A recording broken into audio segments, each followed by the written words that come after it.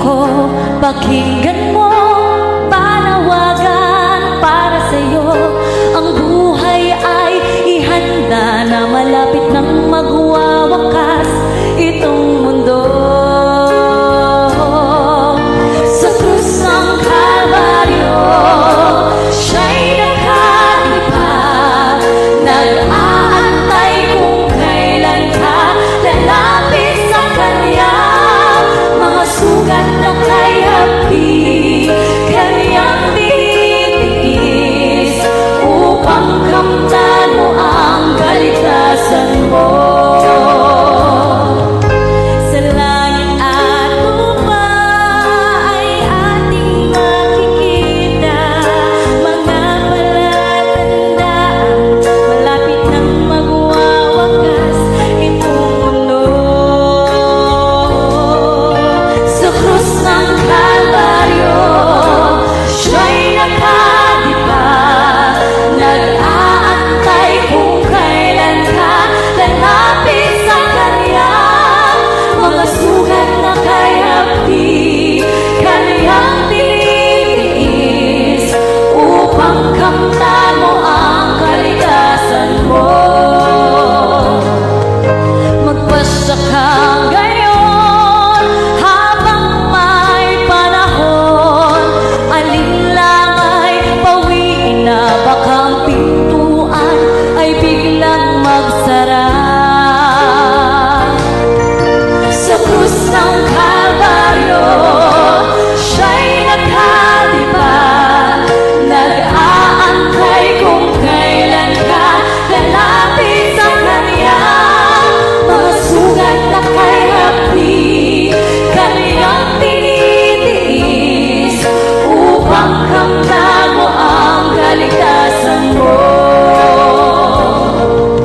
Sa krus ng Kalbaryo, siya'y nakalipa, nag-aantay kung kailan ka lalapit sa Kanya. Mga sugat na kay hapi, Kanyang tinitiis, upang kamtan mo ang kaligtasan mo. Upang kamtan mo ang kaligtasan mo. Upang kamtan mo ang kaligtasan mo.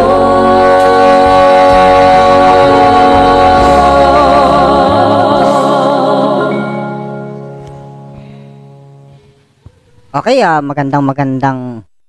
umaga na. Umaga na mga kapatid. At meron na naman tayong isang ambush na naman. Na-ambush na naman tayo dito. At ang topic po na pag-uusapan itong dalawang magkapatid na ito, si Purgatorio is Biblical. Ang topic kasi nila mga kapatid is Purgatorio o Purgatory is Biblical. At napagkasundan nila ito kanina, ambush debate.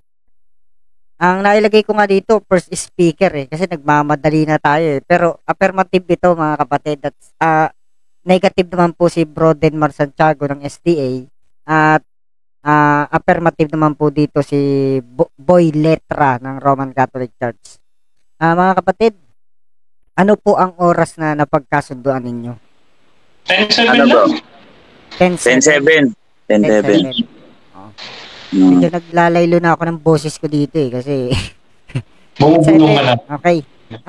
Siguro hindi ko na babasahin yung rules kasi alam naman ninyo yung rules, di ba mga kapatid? Oh bro, mabasahin bro, madadagdag pa oras natin yan. Sige, umpisa na natin. Sa ating mga taga-subaybay dyan sa labas ng ating live, mamaya babasahin namin ang inyong mga comment kung gising payo. Unahin na natin, ang topic ay Purgatory is Biblical. Unahin na natin ang ating affirmative na si Boy Letra ng Roman Catholic Church. Time start now. Alright, so simulan ko muna sa pagbabasa ng CCC pero for clarification, hindi ko po papatunayan yung stand ko sa CCC. Kumbaga babasahin natin yung CCC para papatunayan natin yung CCC, yung nakasulat dito ay nakasulat sa Biblia at nakasalig sa Biblia. So CCC paragraph 1030, all who die in God's grace and friendship but still imperfectly purified are indeed assured of their eternal salvation, but after death they undergo purification so as to achieve the holiness necessary to enter the joy of heaven. So ngayon, pag binasa natin yung letra por letra, no, sabi dito, no, all who died in God's grace is, but it's still imperfectly purified.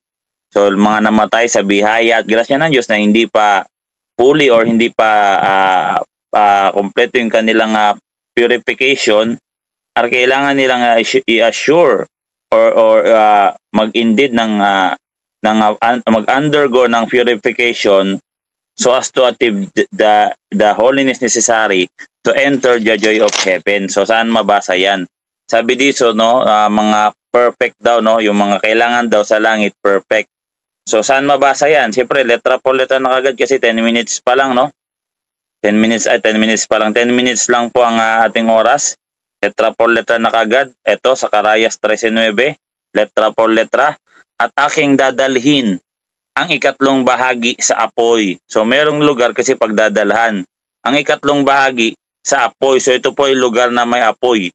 At sila'y dadalisayin ko na gaya ng pagdadalisay sa pilak. At sila'y susubukin ko na gaya ng pagsubok sa ginto. So yung term na dadalisayin, iyan po ang letra por letra katumbas sa meaning sa Tagalog ng salitang purgatorium sa Latin. Kasi ang aral po namin take note from purgatorium kasi Juan 19:20 ang umiiral pong lengguwahe sa time ni Jesus Christ nung pinako siya sa krus. Sa krus ay Greek, Hebrew at Latin. Juan 19:20. So ibig sabihin galing po sa salitang Latin purgatorium. Ang problema, no, nandito na po tayo sa modern time na i-translate po yan sa purgatory.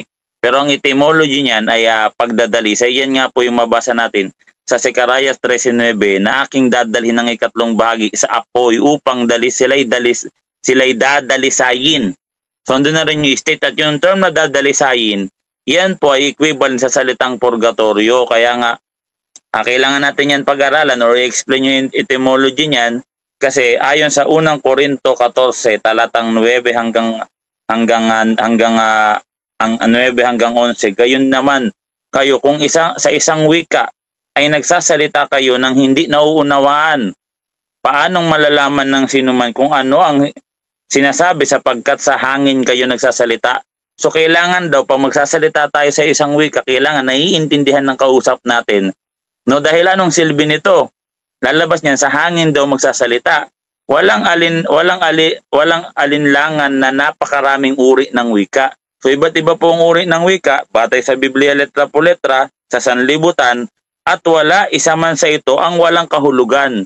So ibig sabihin yung term na purgatorio, meron po yung kahulugan. Na yun nga po sa Zacarías 13:9 na ang ibig sabihin po ay pagdadalisay. So yun po nasa CCC, yun din po yung nandito, no? Kaya nga sabi dito, no, letra por letra, no, with friendship with the Lord, sila'y tatawag sa aking pangalan at sila'y aking diringgin. So bakit po kailangan na pagdadalisay letra por letra? Kasi po batay sa letra por letra Hebreo 12 talatang Hebreo 12:23, no, basahin natin to, no, Hebreo 12:23. Basahin natin Sabi dito, ang Biblia okay, King James Version na lang para wala tayong dito. 23, no? Ito, to the General Assembly and the Church of the Firstborn, which are written in heaven. So ito po ay mga pangkalahatang pulong at iglesia. Ito nga yung meaning din ng Catholic, general. Anong ibig sabihin ng general? Catholic. The Catholic Assembly and the Church of the Firstborn, which are written in heaven, na nakarehistro po to, nakalagda po to sa langit. Alin to? Which are written in heaven, and the God, no, and to God, the judge of all, and the spirit of judge made perfect. Ginawang perfect. So kailangan po pala, pag nasa langit ka, ay gagawin kang perfect. Basahin natin sa Tagalog, letra po letra to, no? Hebreo 12:23, dito sa at ang mga espiritu ng mga taong ganap na pinasakdal ginawang perfect, made perfect. So yun pala talaga, no? Kaya tama yung sa pahayag 21:27, 22:27, medyo gabi na kasi, no? 21:27 pala, na sabi dito, no? At hindi makakapasok doon ng anumang sa anumang paraan ng anumang bagay na karumal-dumal o na siyang gumagawa ng kasuklam-suklam o ng kasinungalingan. So kaya kailangan daw po ay maging purified or gawing perfect, made perfect or pinasakdal, no? Yun po yung mga nasa langit. Kaya nga sa pahayag 7:9, mga nakadamit na puting-puti, no? Ngayon dito tayo sa bakit po sa apoy, papadaanin sa apoy. Nako-quoted po yan dito sa 1 Corinto 3:15, letra por letra. 1 Corinto 3:15, ano sabi dito? Sabi dito, basahin natin, no? 3:15, 13 naman to, o 3:15. Dito, sabi dito, ngunit kung masunog naman, mawawala siya sa ng gantimpala. Gayon pa may maliligtas siya, kaya lang ay para siyang nagdaan sa apoy. So maliligtas ka daw, kaya lang para ka nagdaan sa apoy o dadaan ka sa apoy. So ano po ito? Ito po ay sa Hebrew ay zemiotesitai. Ang ibig sabihin po ng zemiotesitai, ayan po ay punishment. Ikaw ay mapaparusahan, no? Punishment, zemiotesitai, no? At saan? Sa apoy, dadaan ka sa apoy para ikaw ay maligtas. So bakit po, ano po ba yung parusa na to? So ayon dito sa Hebreo 9:27, siyempre pagkatapos na mamatay ng tao, ang kasunod ay paghuhukom letra por letra. Ngayon, pag binasa natin dito sa ano po ba yung mga hukom na tinuro ni Kristo, ito po ay 3 klase pong hukom. No, hindi po 2 klase na langit, impyerno lang po. Kulang po yung ganong aral sa particular judgment. Dito sa Lucas 12 talatang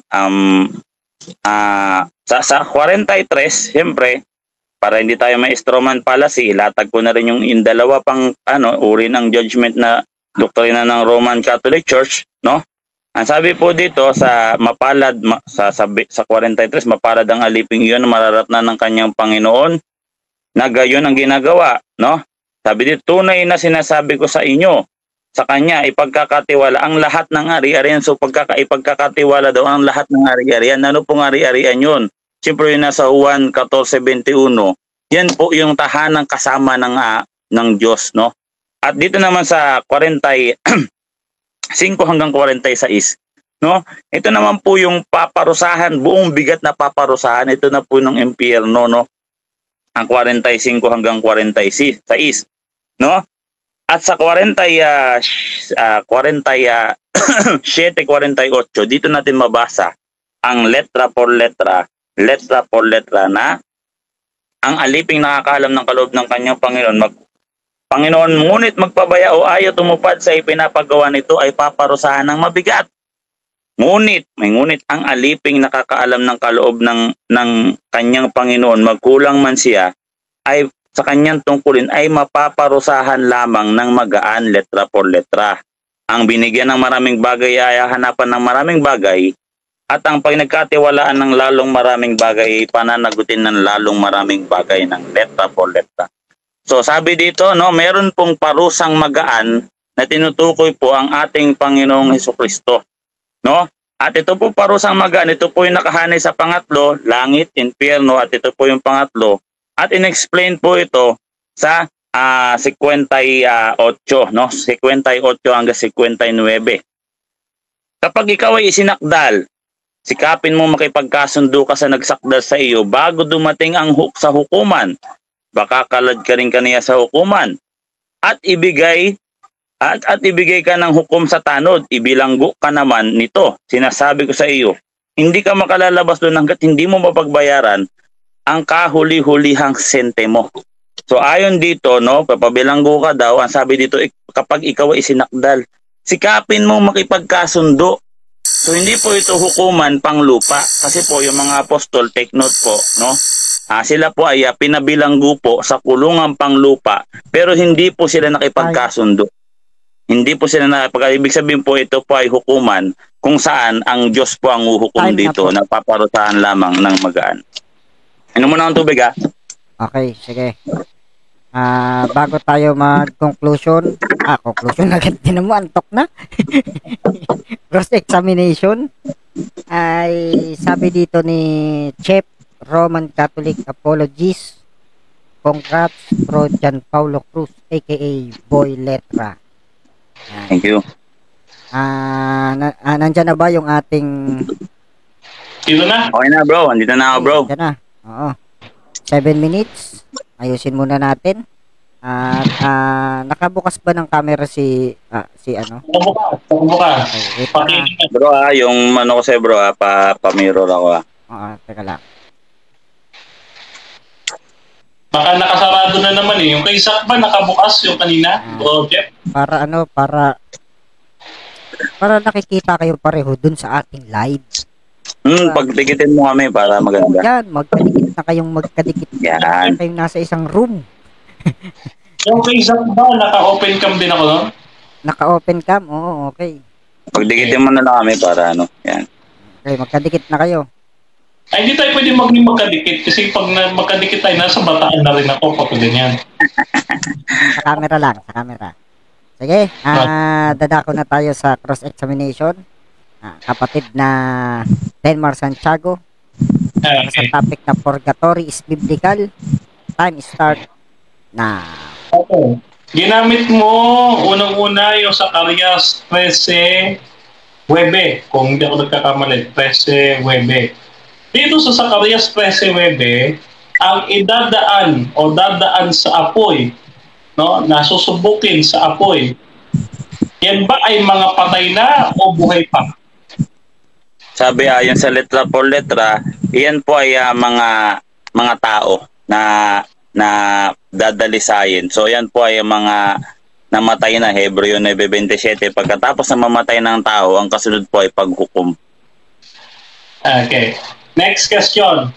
So, dito sa talatang ito, may mababasa ka ba dyan na yung sinasabi mo na yung mga dadaan sa apoy ay mga taong patay na? May mababasa ka ba dyan na taong patay, letra por letra? Meron o wala?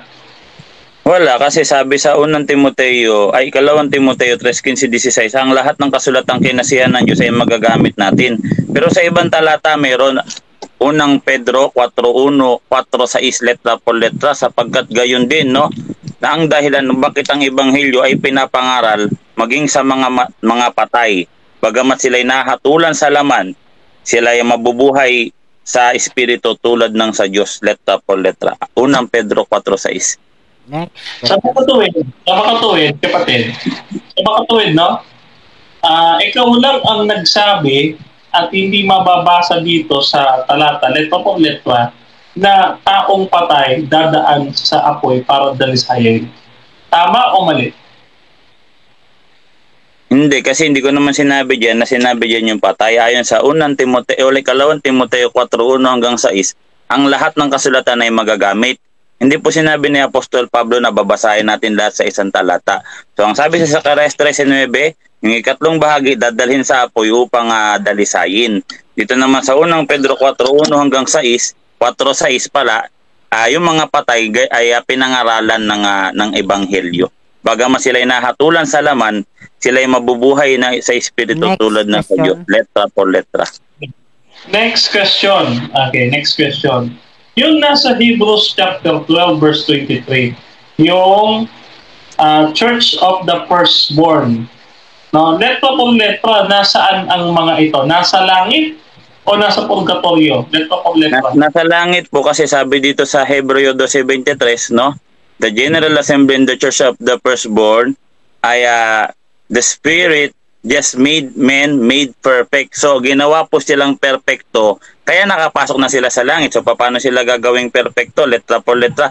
Pagbabayaran nila lahat ng kasalanan nila, Lucas 12:57-58. Ano yun? Paparusahan sila ng temporal na parusa. Parusang magaan, letra por letra.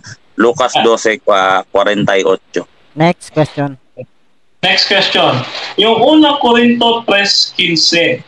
Okay. Dito sa unang Korinto 3:15, yung sinabi mo na maliligtas gaya ng pagdaan sa apoy. Okay. So dito sa unang Korinto, 3:15 na ibinigay mo, may mababasa ka ba dito, kapatid na dyan, Paulo, letra por letra, dahil ikaw si Boy Letra, na purgatorio, meron o wala? Hindi ko sinabing mabasa yung purgatorio dyan kasi ang sinabi ko mabasa yung purgatorio sa Zacarias 13:9. Again, ang utos ni Apostol Pablo, letra por letra, 2 Timoteo 3:15 hanggang 3:15, ang lahat ng kasulatang kinasihan ng Diyos ay magagamit. Kaya nga maraming sulat. So depende po kung saan natin babasahin yung katanungan. Una, 2 Timoteo 3:15-16. Dito, ang sabi dito, Zemiotesita, ibig sabihin po, sila ay paparusahan bagamat sila ay maliligtas na parang nagdaan sa apoy. Sa mga tuwid, inaamin mo sa amin na wala kang mababasa, letra por letra, bilang ikaw si Boy Letra, wala kang mababasa sa unang Korinto 5:13 na purgatorio. Tama, mali? Wala talaga dyan kasi nasa Zacarias 13:9 yung term na purgatorio tsaka Hebrews 1:3. Again, 2 Timoteo 3:15, basahin ko sa bro ha. Ang sabi dito, no, sabi ni Apostol ni Pablo, letra por letra, ang lahat ng mga kasulatan ay kinasihan ng Diyos ay mapapakinabangan sa pagtuturo, pagsusuway at pagtutuwid at pagsasanay ng katwiran. Lahat po ng kasulatan babasahin po. Hindi po isang talata. Okay, babalikan ko yung Zacarias 13:9 kasi sabi mo, may mababasa ka dyan na purgatorio. Bilang ikaw si Boy Letra, may mababasa ka ba sa Zacarias 13:9 na purgatorio? Meron o wala? Meron, letra por letra. At aking dadalhin ng ikatlong bahagi sa apoy at sila'y dadalisayin. Yung dadalisayin, letra por letra, unang Korinto 4:9 hanggang 11, yan pong equivalent sa salitang purgatorio. Hebrews 1:3, purgationem peccatorum facent. Sabihin po ng purgatorio, pagdadalisay ng mga kasalanan. Nabasa man letra por letra. Okay. Yung salitang purgatorio dito sa unang Korinto 5:13 at Zacarias 13:9, yung termino, yung salitang purgatorio, eksakto, letra por letra, verbatim, wala kang mababasa. Tama o mali? Meron nga, sabi ko nga meron. Yung salitang ang pagdadalisay, equivalent siya sa salitang purgatorio. Yung salitang unggoy, equivalent siya sa salitang monkey. Yung salitang saging, equivalent siya sa salitang banana. Pares lang yan, bro. Objection, moderator. Hindi ko tinatanong kung may mababasa siya na dinadalisay. Hindi ko tinatanong si Cardo Dalisay. Ang tanong ko, purgatorio. Yung salitang purgatorio. Naintindihan mo ba? May mababasa ka ba dyan na salitang purgatorio? Meron o wala? Meron nga, sabi ko, Hebrews 3. Teka lang bro, teka lang. May counter ka muna. Sabi ko nga meron, ulit-ulit ako meron. Dito sa Hebrews 1:3, purgationem peccatorum facent, ano ibig sabihin ng purgationem? Yun po yung pagdadalisay. Zacarias 13:9, at aking dadalhin ng ikatlong bahagi sa apoy upang dalisayin. Yun po ibig sabihin ng purgatorio. Kasi galing kami sa Greek, Hebrew at Latin, Juan 19:20. Okay, next question. Sa mga tuwid, no? Wala dyan yung termino. Wala kang mababasa at nakasulat dyan na purgatorio sa dalawang talata na ito. Kaya ka tumalon sa Hebreo. Tama, mali? Meron, hindi tumalon lang sa Hebreo para maintindihan mo yung term na pagdadalisay. Yung purgatorio, ang Tagalog term niya na ipagdadalisay, equivalent CCC paragraph 1030. Okay. Yan ang Tagalog term ng purgatory. Okay, babalikan kita. Time na muna. Awat muna. Time na? Time na. Ang dami pa, oh. Ay, nako. Sige, dagdagan natin, 10 minutes. Sige, hindi. Okay lang. 10 minutes na, sige, para masaya. Sige, mag-present ako. Ma-present na. Present na. Sige. Okay. 10 minutes presentation para sa ating negative na ang topic ay pinamagatang Purgatory is Biblical. Kapatid na Denmar Santiago ng SDA Time start now. Okay. So ngayon, gusto kong ipaliwanag muna sa inyo ang isang napakahalagang katotohanan po ng Biblia patungkol ho sa kalikasan ng mga patay. No. Ngayon, ang patay po, no, paano itinuturing ng ating Panginoong Hesukristo ang taong patay? Sabi ko dito sa Juan, sa 11 hanggang 14. Sabi ganito, no? At pagkatapos ito, sinabi niya sa kanila, si Lazaro na ating kaibigan ay natutulog. Ngunit ako'y paroroon o paggisingin siya sa pagkatulog. Sinabi niya ng mga alagad sa kanya, Panginoon, kung siya'y natutulog, siya naman hindi nagigising. Sinalita nga ni Jesus ang tungkol sa kanyang pagkamatay. Natapwat na nagtataka sila na sinalita ay pangkaraniwang natutulog. Na magkagay niya, sinabi sa kanila ni Jesus ng malinaw na si Lazaro ay patay na. So maliwanag, no, kapag ang tinutukoy ng ating Panginoong Kristo na kapag ang isang tao ay namatay, siya ay natutulog. Ano po ngayon ang sinasabi ng Biblia kung ang isang tao ay natutulog? Gaya po ng mga nanonood sa ating kapaligiran, malamang ay tulog sila, no? Sa pagkakataon nito. Sabi ko dito, dito sa Biblia, ito po ang patay, saan po ba pumupunta? Ang sabi dito, mga kapatid, kapag ang isang tao ay tulog, wala na po siyang kamalayan. Okay? Wala na po siyang kamalayan. Sabi nga po dito, basahin natin Okay. Dito sa talata ng Ecclesiastes. Ecclesiastes 9. Okay. Sabi nito, no? Okay. Ang hininga niya ay pumapanaw, siya'y nanunumbalik sa kanyang pagkalaya. Sa araw ding iyon ay nawawala ang kanyang pag-iisip, no? Ayan ang awit 146 verse 4. Ito sa Ecclesiastes. Okay. Walang kaalaman ni karunungan man sa Sheol na iyong paroroonan, maging ang kanilang pag-ibig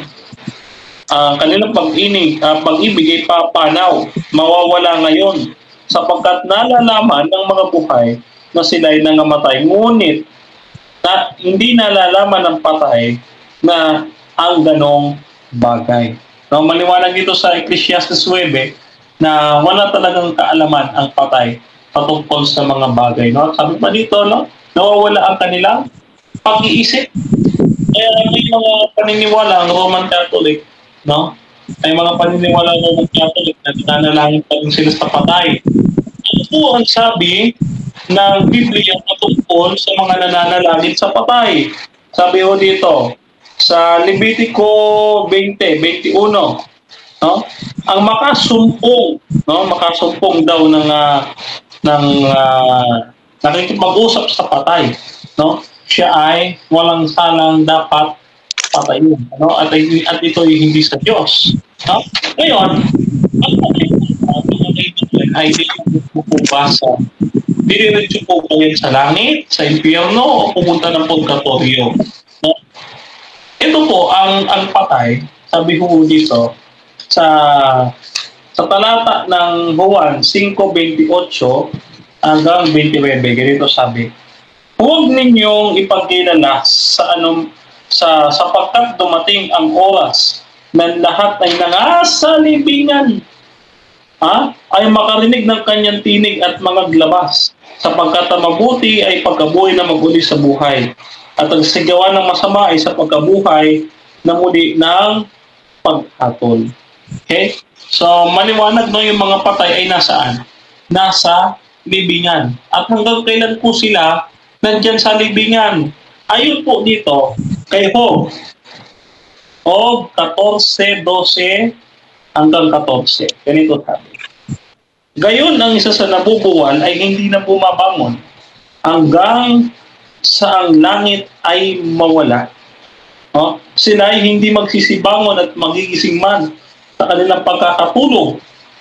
Kung ang tao ay mamatay, mabubuhay pa ba siya? Lahat ng araw ng aking pakikipagbakay maghihintay ako hanggang sa pagdating, hanggang sa dumating ang paghihinagpis. Sabi niya, no? So, ito yung sinasabi ni Job dito, mga kapatid, mga kaibigan. Sabi diyan ay maliwanag na sinasabi ni Job, no? Na hanggang sa mawala ang langit at lupa, sila ay hindi magigising. Hindi sila babangon mula saan? Sa mga libingan. So, yung mga patay, hindi po pupunta sa purgatorio. Kaya nga po, ang challenge natin sa ating kapatid, na boy letra. Ito tayo boy letra kanina kasi nanapan natin ito, boy letra, bigo tayo Gusto ko sana yung mababasa. Talaga, nababasa at talagang nakasulat sa Biblia. Letra po letra. Purgatorio. Kaso, lahat po nung binasa niya, wala po purgatorio. No? Wala po sabi po dito sa Zacarias 13:9, sabi niya, yung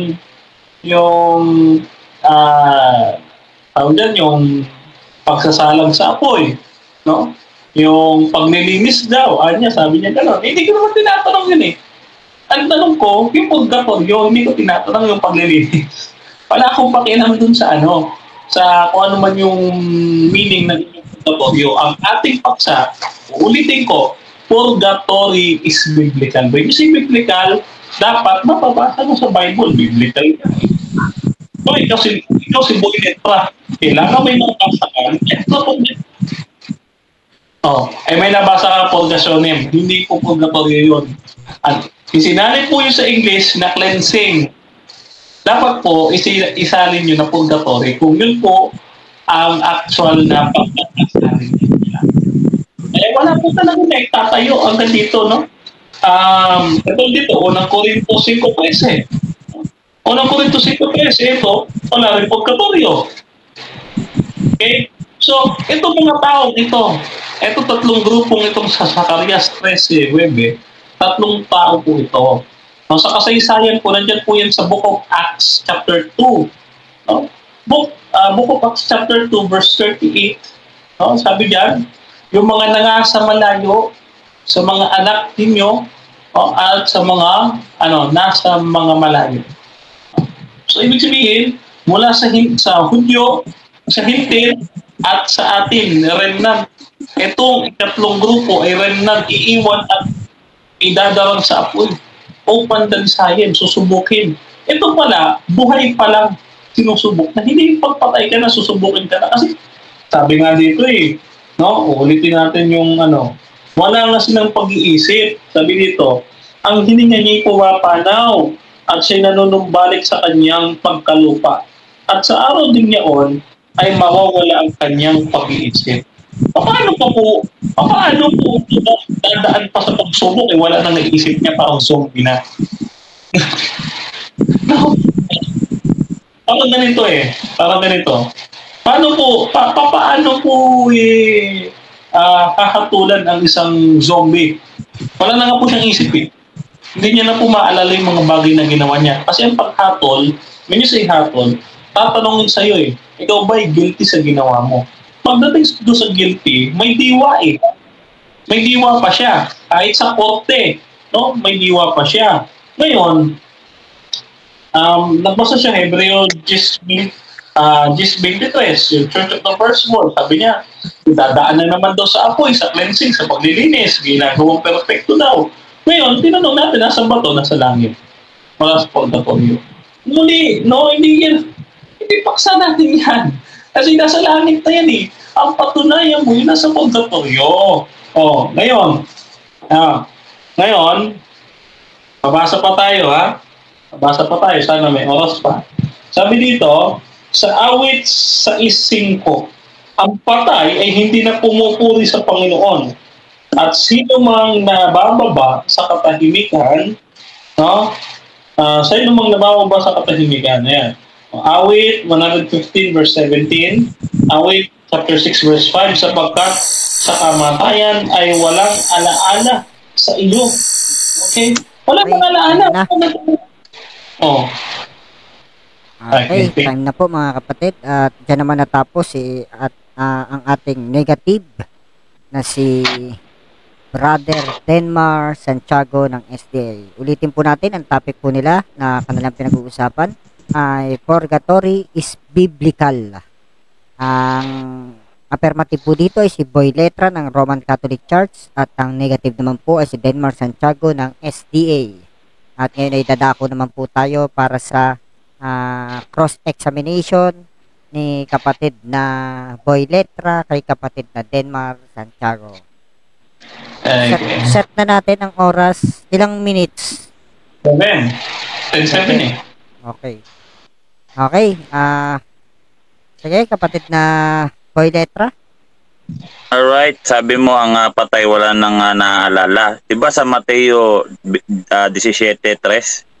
At nagpakita sa kanila si Moses at Elias na nakikipag-usap sa kanya. Anong mo dito? Anong stand ng dito? Ito ba ay literal na nakikipag-usap o ano ba to? Mag-objection ako. Objection, moderator. Hindi ko pa nilalatan itong Mateo 17:3. Doon niya itanong sa rebuttal yan. Sige, alright. Counter. Sige na, para hindi tayo tumagal. Ay, sige. Next question. Sa Hebreo 9:27, ano nakasulat doon letra por letra? Pagkatapos na mamatay ng tao, anong kasunod? Okay, hindi ko na naman nilatag yung Hebreo 9:27. Nabanggit mo kanina yan eh. Objection mo na, Mr. Moderator. Nabanggit niya yan kanina, sabi niya, binanggit ko daw yan. Sige. So nabanggit niya. May counter? Counter, Mr. Moderator. Sa lahat ng talata kong binasa ko, wala po yan. Wala po yan sa aking binasa kanina. Siya lang po ang nagbasa niya, Hebreo 9:27.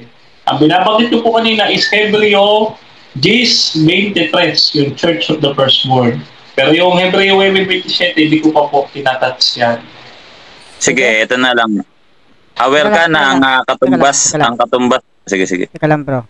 Ang oras natin ay 6 minutes and 20 seconds. Sige, question, Boy Letra. Alam mo ba na ang katumbas ng salitang purgatorio ay isa sa katumbas niya na termino ay pagdadalisay? Alam mo, hindi mo alam? Hindi ko alam.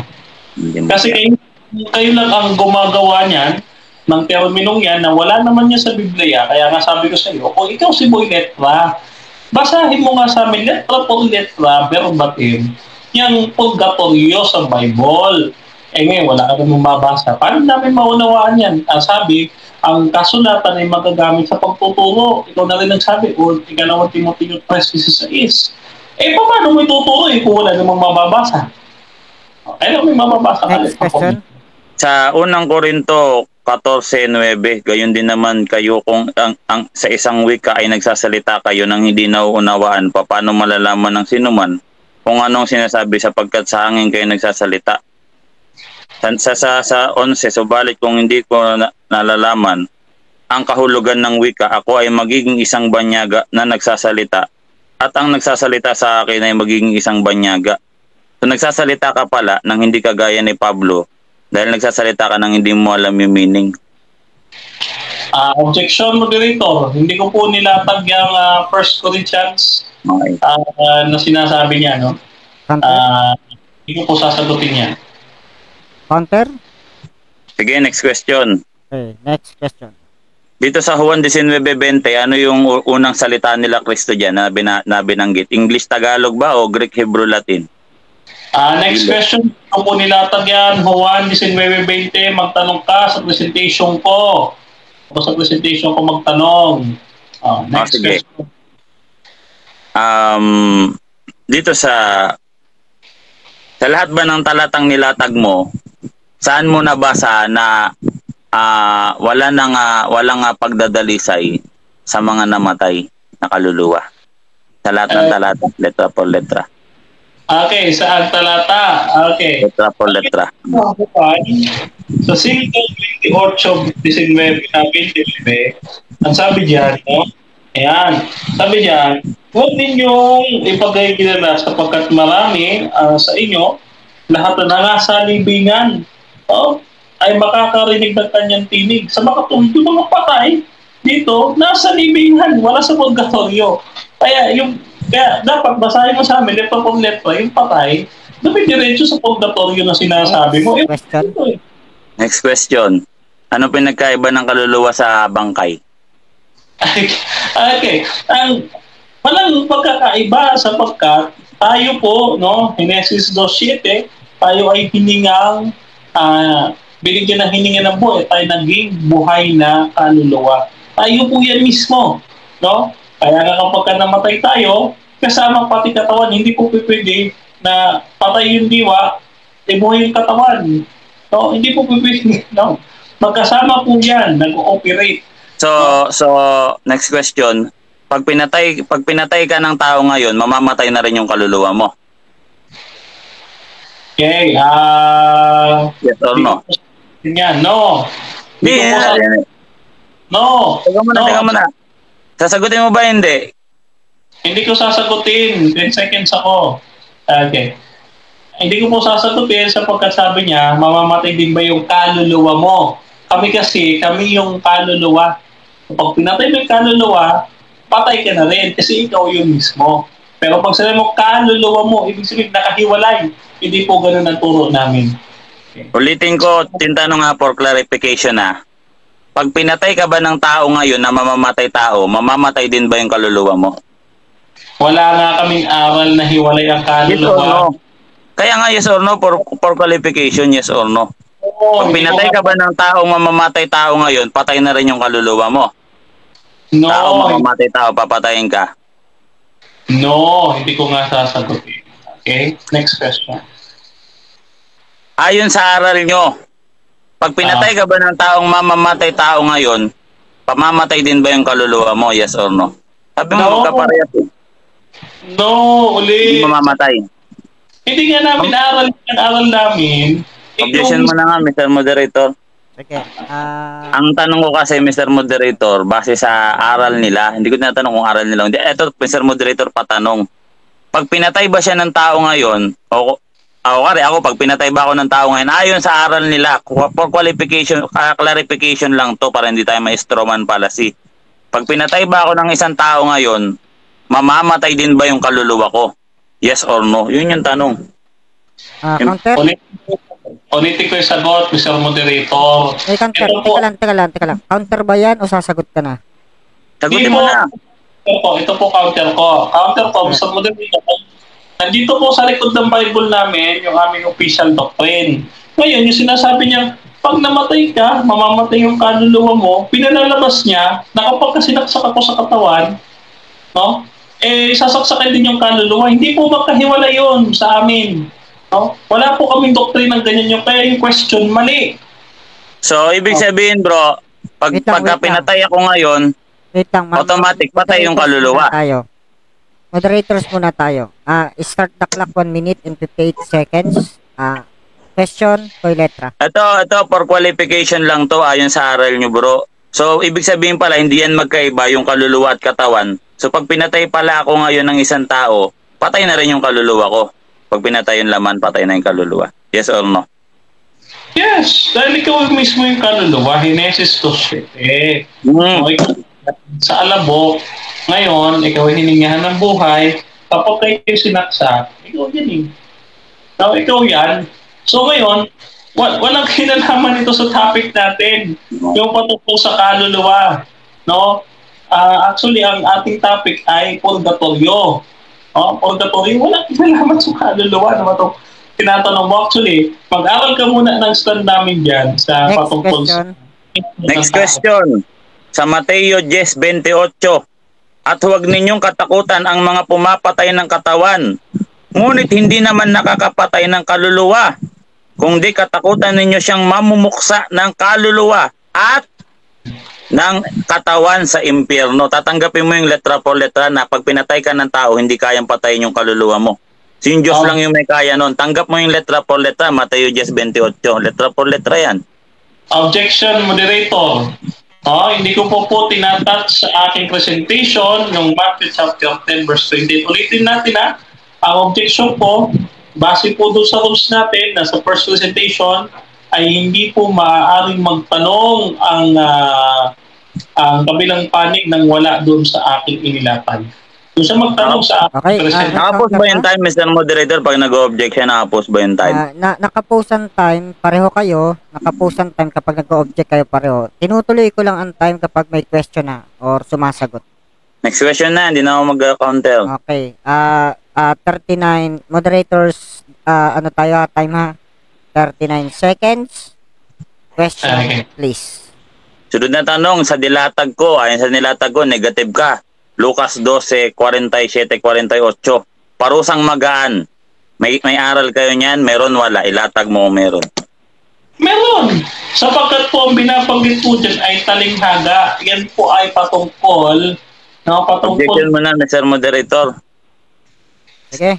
17 seconds. What is your objection? Kung meron silang aral, dapat sagutin niya ng aral nila.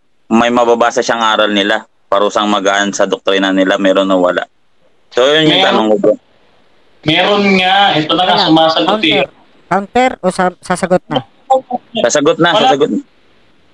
Sumagot na nga po categorical eh. Meron.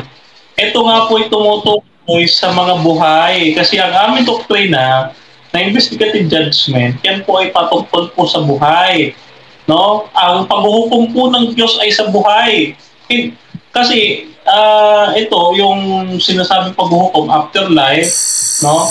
Ito po ay hindi pa po nagaganap pero kami ay may paghuhukom o paghahatol. No? May paghahatol po kami, judgment, doon po sa mga buhay. Palamang. Next question na. Time na, mga kapatid. Yun, at natapos na po ang ating first round, mga kapatid, sa ating topic. Sa ating topic, mga kapatid, na purgatory is biblical. At dadako na tayo sa rebuttal stand.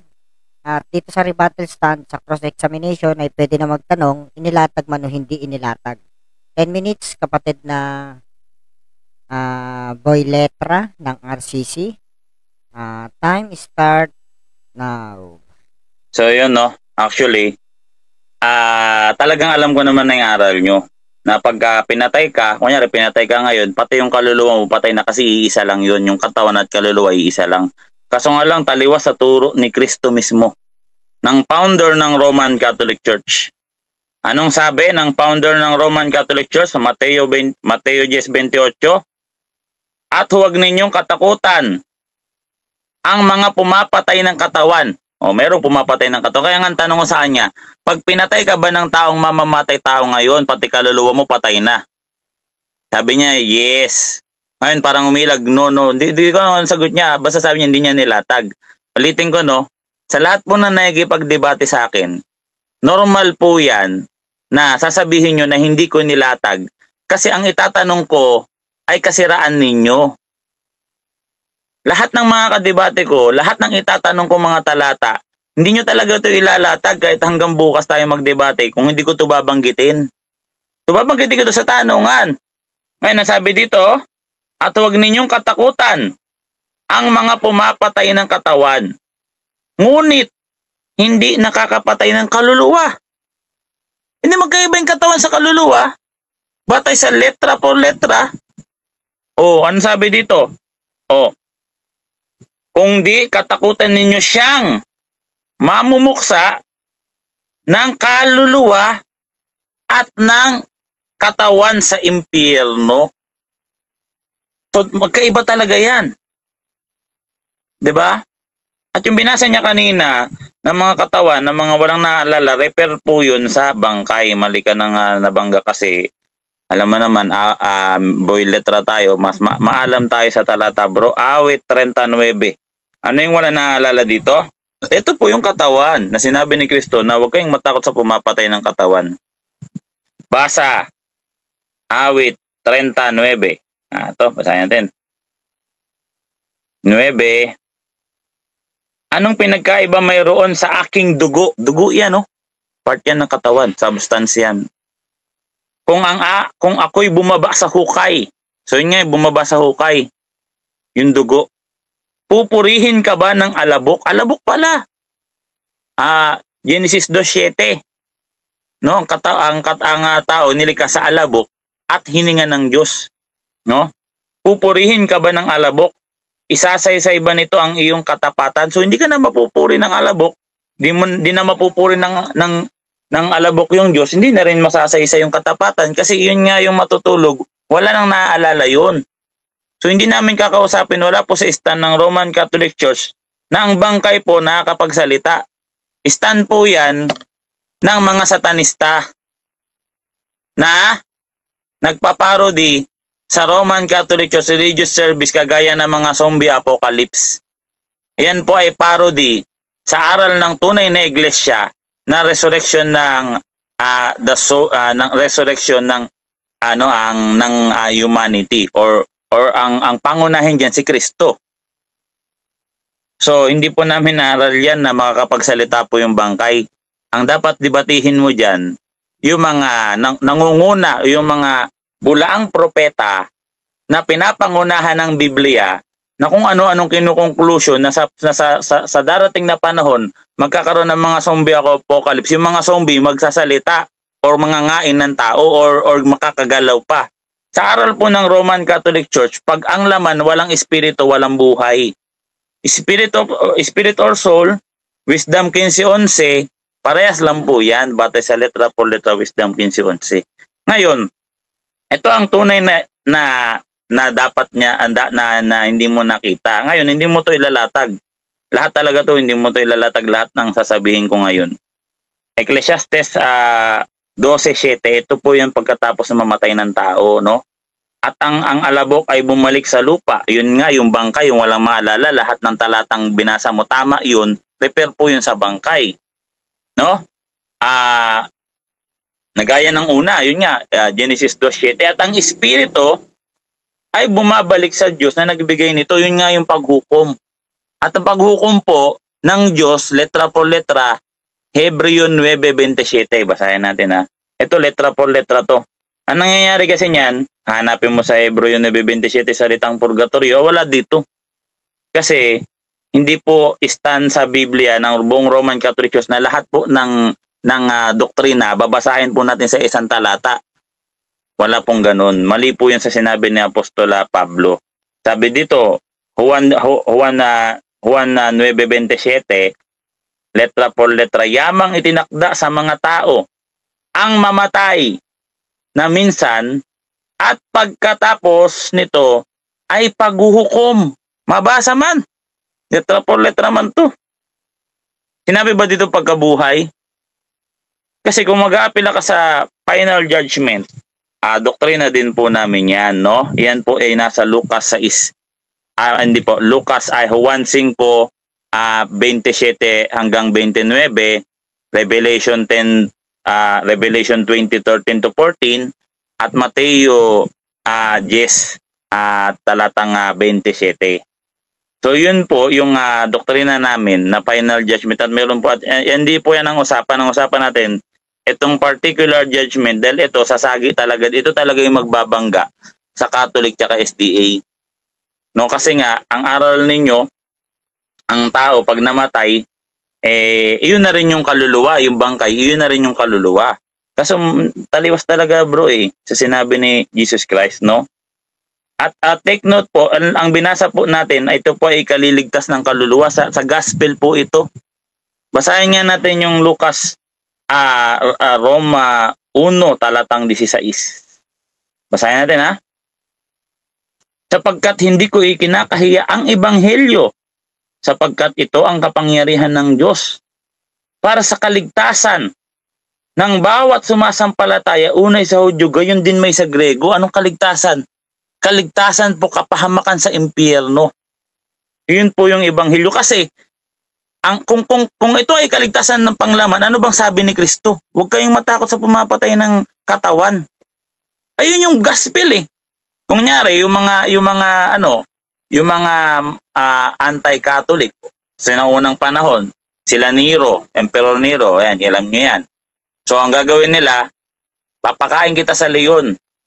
Itakwil mo si Kristo. Ang gagawin namin, sabi ni Kristo, huwag ka matakot sa pumapatay ng katawan, ngunit hindi naman kayang pumatay ng kaluluwa. Matakot ka sa mamumuksa ng katawan at kaluluwa sa impyerno. So hindi kami matatakot. Kasi ligtas naman kami. Ano yung kaliligtas? Yun yung gospel na binasa natin sa Mateo, Lucas at Marcos at Juan. Yun po ay kaliligtas ng eternal life po yan. Hindi po naparito si Kristo para mangaral po ng makamundong hindi ka makukulong pag isinakdal ka sa hukuman panglupa, maipagkasundo ka. Hindi po. Ang sabi ni Kristo dito, pag ikaw ay isinakdal, sabi doon sa Lucas 12:58-59, makipagkasundo ka, di ba? Eh hindi naman nakipagkasundo yung mga apostol sa hukuman panglupa eh. Kasi nakulong talaga sila, kahit nga ibitayin sila, ipako sila sa krus, hindi yan matatakot, bro. Kasi ang pinangahawakan nila, ayon sa turo ni Jesus Christ, founder ng Roman Catholic Church, ang pinangahawakan nila, huwag kayong matakot sa pumapatay ng katawan, ngunit hindi naman kayang pumatay ng kaluluwa. O magkaiba nga eh. Matakot kayo sa mamumuksa ng katawan at kaluluwa sa impyerno. So meron talaga kaming aral sa impyerno. O, tabla tayo dyan. Eh kaso nga lang, kulang yung aral nyo kasi sa ikatlong bahagi, no, merong langit, Lucas 12:43-45, merong impyerno, 46, at meron ding parusang magaan, letra por letra, 47-48. Yung parusang magaan, ipapabilanggo ka hanggang sa mapagbayaran mo yung kasalanan mo. Again, ang terminong purgatorio sa Tagalog ay pagdadalisay para maintindihan ng taong bayan kung ano yung tinuturo natin. Kasi ayon sa unang Korinto 14:9-11, sabi ni Apostol Pablo, kung magsasalita ka sa isang wika na banyaga o hindi naiintindihan ng kausap mo, ikaw ay nagsasalita sa hangin. So ang term po ng purgatorio na sinabi niya kanina, cleansing, yun din yun, purify. Sa ibang salin po, purify yun, Hebrews 1:3. Ayun po yung purgatorio, dun na nabasa natin, si Zacarias 13:9. Pag tayo po ay naghanap ng terminong unggoy sa Bible, pag binasa natin niya sa English ay monkey. Time. So ganun din po yung purgatorio, letra por letra. Okay. Diyan na ba si kapatid na Denmark? Kapatid na Denmark? Cross-examination? Okay. Cross-examination na tayo mga kapatid para sa rebuttal stand. Pero dun sa isang page, dun sa page ng SDA, may mga nanonood at sabi ni Chester, God bless Pro Denmark Santiago. Sabi naman ni Humphrey, shout out, sako na. Correct. Sinako ko din si Tenkila sa kabila. At kasalukuyang nanonood siya, mga kapatid. Okay. Dito na tayo sa cross-examination, sa rebuttal stand. Check natin na, ang rules ay pwede na magtanong, inilatag man o hindi inilatag. Set natin ang oras, mga kapatid. 7 minutes. And time start now. Okay. Unang tanong. Dito sa aklat na The Short History of Purgatory ni Father ni Father Vincent Barbosa SJ, ito Eswita ito, no? Sabi niya dito, the most prominent modern historian of the idea of purgatory, Jacques Lago, no? Si Jacques Lago dates the term of purgatory in around 1170, and in 1215 the church began to set out the actual length of the time in purgatory required for the souls. Ngayon, ang una kong tanong, sinasang-ayunan mo ba itong sinasabi ng inyong pari dito sa kanyang aklat, munting aklat na Short History of the Purgatory? Yes or no? Sangayon ako dyan, bro. Di naman sinabing hindi totoo ang purgatory dyan, bro. Okay. Sangayon ka sa sinasabi. Okay. Sangayon ka rin ba sa sinasabi dito na yung terminong purgatory ay sa panahon ni Jacques Lagoff noong 1170 na sinabi ng paring si Vincent Barboso sa kanyang aklat? Agree ka ba? Yes or no? Pakibasa mo nga ulit, Mr. Moderator. Pakibasa niya nga ulit yung eksaktong term na sinabi. Babasahin ko ulit. The prominent modern historian of the idea of purgatory, Jacques Lagoff, dates the term purgatory in around 1170. And in 1215, the church began to set out the actual length of time in purgatory required for the souls. Ngayon, ulitin ko yung tanong. Tinatanggap mo rin ba yung sinasabi ng pari ninyo? Sinatanggap mo ito eh. Tinatanggap mo rin ba yung nakasulat dito na binasa ko rin kanina, na inulit ko pa, na ang term na purgatory ay nasa panahon ni Jacques Lagoff noong 1170? In English term. Bago lang kasing English term, gagaya ng SDA, puro English yung aral. Pero yung Latin at saka Hebrew, nakasulat sa Biblia. Again, CCC paragraph 1030. Ang sabi dito, based on the certain text, teaching, cleansing, fire. Ayan. Okay, so yung English term. Okay. So, agree ka rin na noong 1215, sabi dito, the church began to set out the time length in purgatory required for the souls. Agree ka na tanikalaan ng inyong iglesia ang panahon para sa mga kaluluwa na dadaan sa purgatorio noong 1215 ayon dito sa inyong aklat. Sinasang-ayon na mo ba? Yes or no?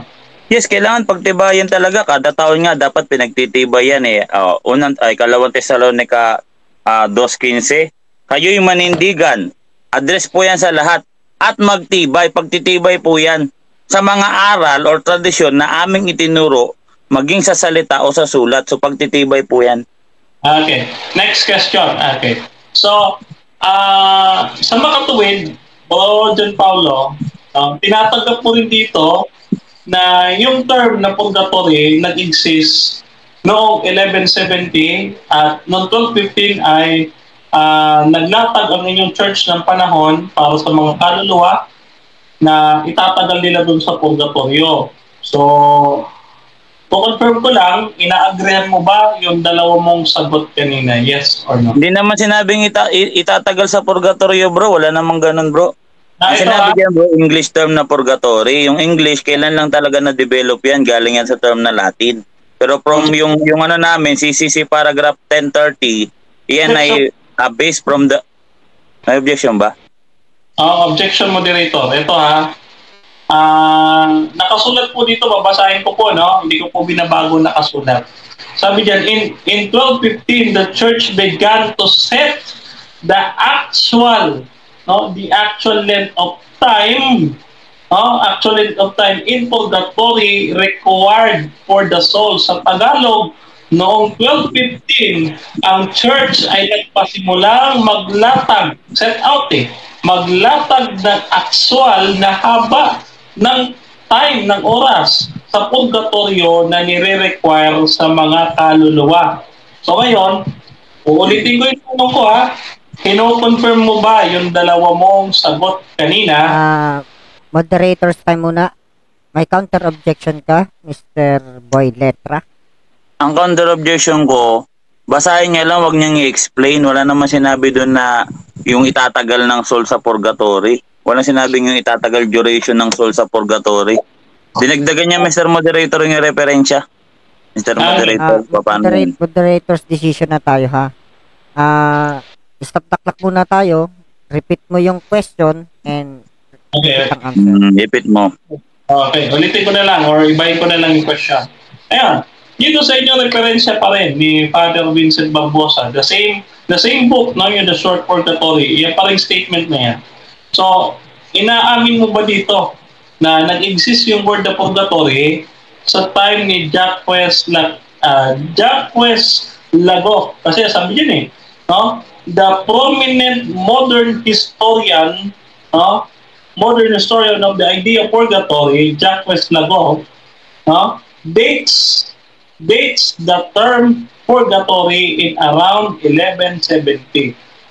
So inaamin mo ba sa amin na nag-exist yung term na purgatory sa time ni Jacques Lago ayon dito sa inyong libro? Inaamin mo ba? Yes or no? Yes, pwede ko nga sa ngayon na yan naging kasi ang ginamit dyan term dyan English, purgatory. Kagaya nung aral nyo na Saturday. From the word Saturn yan, kailan lang din yan nag-exist, yan ginamit ng mga Hudyo kasi galing yan sa Diyos-Diyos ang si Saturnus, no, na iyan ay Diyos-Diyosa ng si Moloch, iyan po ay si Satanas. So ganyan din po yung English term, English po yan. So kailan lang talaga English. Pero yung purgatorium sa Latin, kung wala kang mabasa na nag-exist kailan lang ang term na purgatorium, hanggang mamaya talo ka na, bro. Okay. So dito po sa Ecclesiastes 12:7. Ito po tanong ko, no? Dito po sa Ecclesiastes 12:7, ang patay po ba ay ayon sa talata ay dumidiretso sa purgatorio o siya ay bumabalik sa alabok at nagiging lupa? Alin po sa dalawa? Yung bangkay po, babalik sa alabok. Pero yung espiritu, letra por letra, babalik sa Diyos. Pag bumalik sa Diyos, Hebreo 9:27, huhukuman. Ano yung hukom? Sa Lucas 43, langit. Lucas 46, impyerno. 47-48, purgatorio. 58-59, pabilanggo ka, mapagbayaran mo yung kasalanan mo. So dito sa Hebreo 1:3, may term na purgationem dito. Yung Latin Vulgate, 3rd century. Objection, moderator. Time na. Ay! Time na. Ayan. Time na. Okay. Ano tayo? Punta tayo sa ating negative, mga kapatid. At yung topic nila, mga kapatid, ay purgatory is biblical.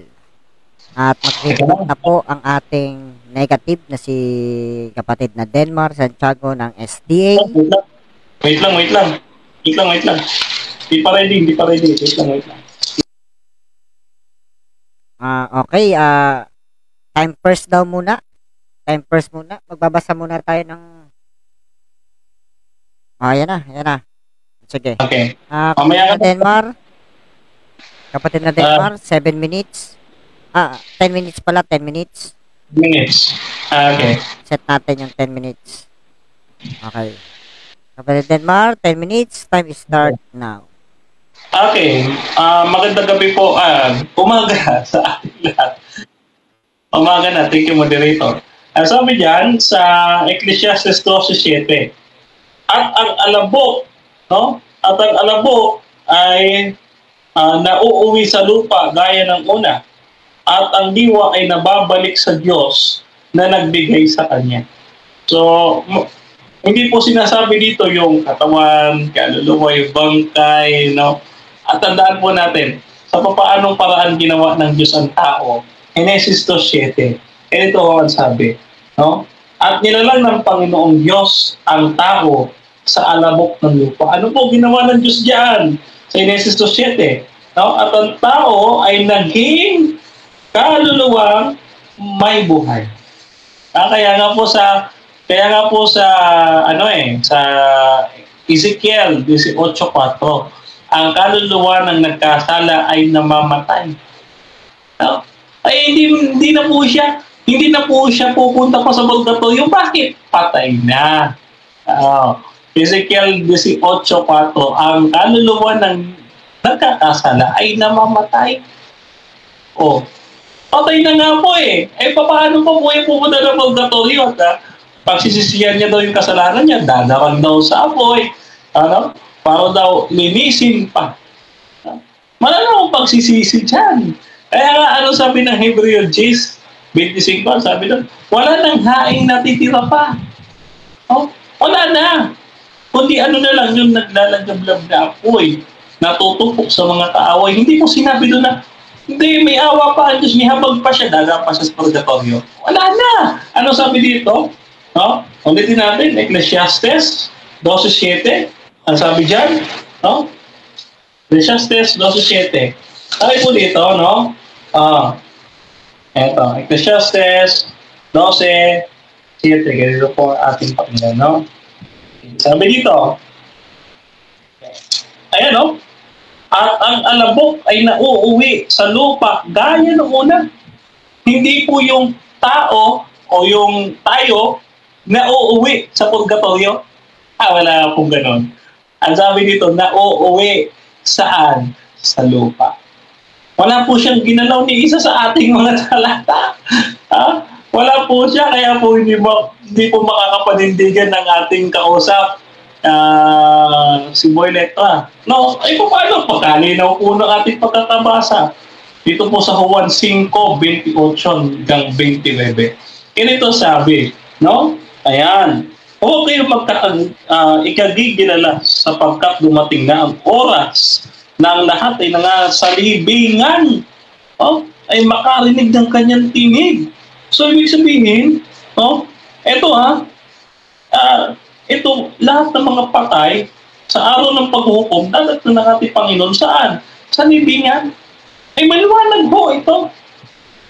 At hindi niya rin ito binangga kanina. Itong Job 14:24, 14:12 hanggang 14. Sabi dito, no? Ganun ang tao na nabubuwal ay hindi na bumabangon hanggang sa mawala ang langit at hanggang sa langit ay mawala, no? So hindi na daw ito bumabangon, no? Okay. Ngayon, ano po ang katunayan natin? Sabi niya, Hebreo 10:27, after daw ng mamatay, huhukuman agad. Aba, anong konteksto niyan? Ang konteksto po niyan, tama yung sinasabi mo, final judgment. Bakit? Kasi kahit si David, nasa libingan pa rin. Sabi dito Gawa 2:29 hanggang 34. Ganito sinasabi. Mga kapatid, malayang sinasabi ko sa inyo ang tungkol sa patriarkang si David na siya'y namatay at inilibing at nasa atin ang kanyang libingan hanggang sa araw na ito. Ay maliwanag po, no? Maliwanag na tinuturan sa atin ng Biblia na yung patay, hanggang nasa panahon nila, nandito si David, kanyang libingan. Kaya po pag nanood kayo ng National Geographic, hinahanap po nila yung libingan ni David. No? Para patutuhanan kung talagang totoong namuhay itong Goliath na ito. No? Hinahanap nila si David. Kasi mamaya, si David, hindi naman pala tunay na tao. Yan. Kaya po yan ang ginagawa ng National Geographic. No, hindi ko lang po mapapakita kasi documentary ho yan, mahaba ho yan eh. Ngayon, ito mga kaibigan, napakaganda nitong ating libro na nakuha. Okay.